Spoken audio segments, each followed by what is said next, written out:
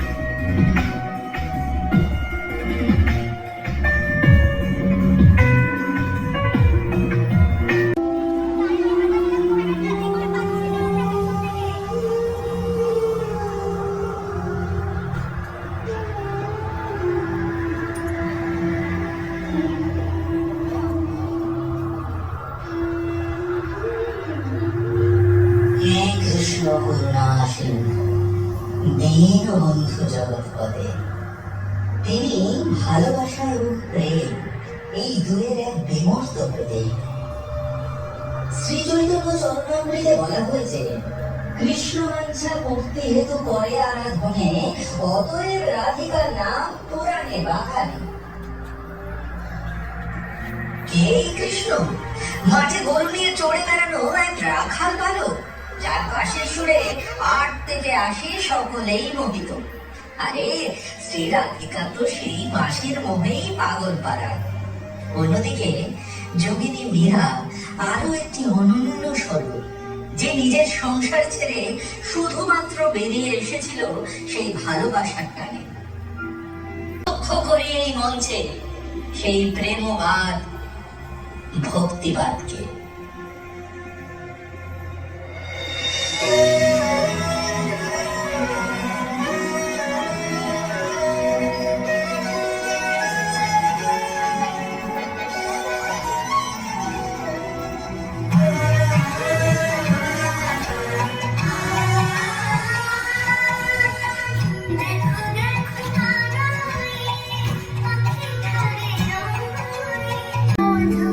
শিবলির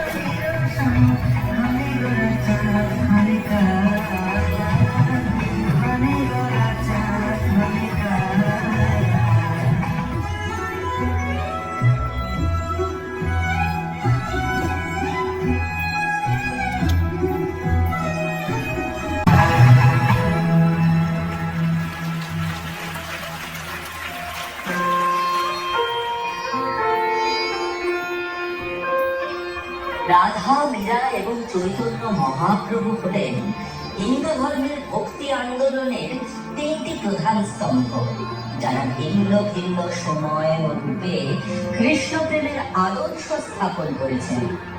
রাধা হলেন কৃষ্ণের সর্বোচ্চ প্রেমময় রূপ, মীরাবাই কৃষ্ণের প্রতি আত্মসমর্পণকারী এবং ভক্তের প্রতীক, এবং চৈতন্য মহাপ্রভু নিজে রাধার ভাব ও কৃষ্ণের কান্তি নিয়ে আবির্ভূত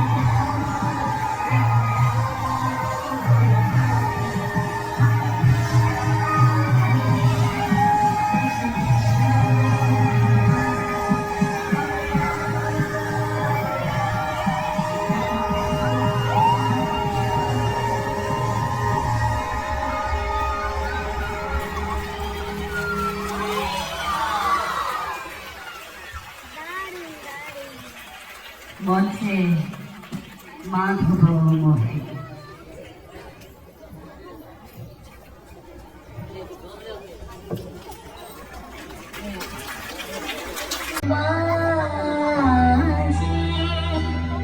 হৃদয় কমল বনমাঝি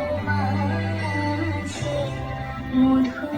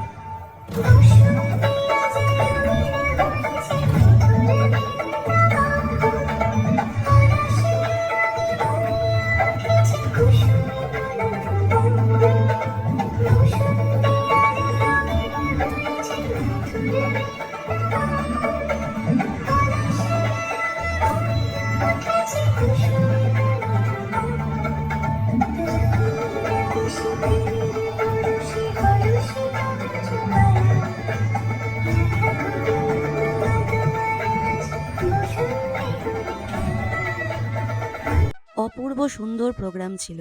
এত সুন্দর উপস্থাপনা আমি এর আগে দেখিনি। খুব কমই দেখেছি এত সুন্দর প্রোগ্রাম। মুগ্ধ হয়ে দেখছিলাম।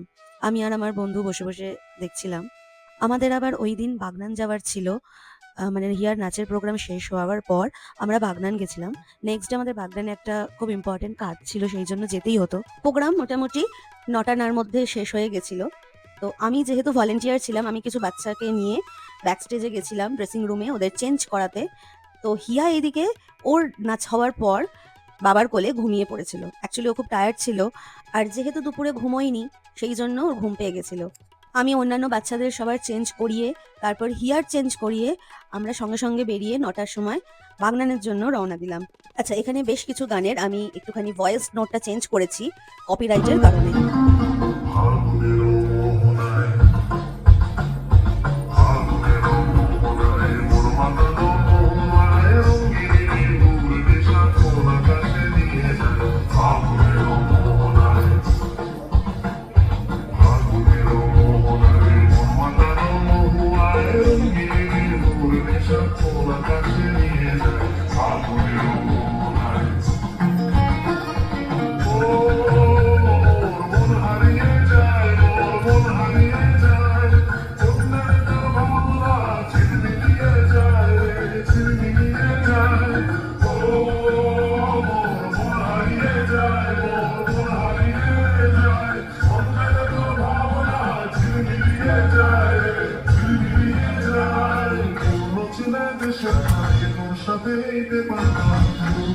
প্রজাপতি নাচি নাচি ঘুরি ঘুরি ঘুরি উড়ি উড়ে যায় মন হারানোর ঠিকানা